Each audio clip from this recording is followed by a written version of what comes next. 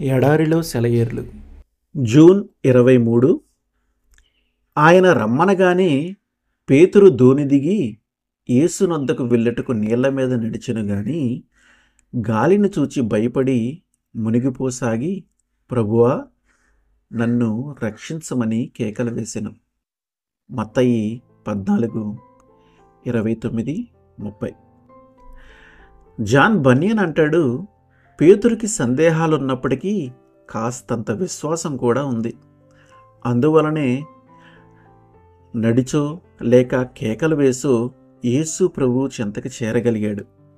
అయితే ఇక్కడ చూపు అనేది విశ్వాసానికి అడ్డుబండగా ఉంది.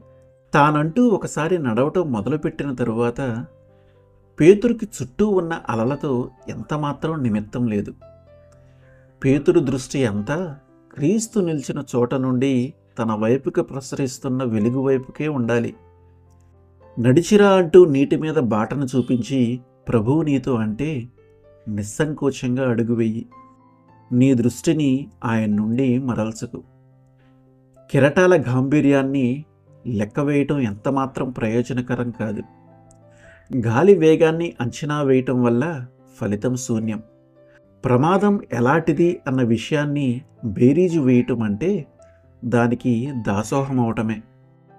కష్టాల వడగళ్ళ వాన కురుస్తున్నప్పుడు నిదానించి చూడటం అంటే కోరి తలబద్దలు కొట్టుకోవటమే. కొండల తట్టు నీ కనుదృష్టి సారించు, సాగిపో, వేరే మార్గం లేదు. బయలుదేరటానికి భయపడుతున్నావా?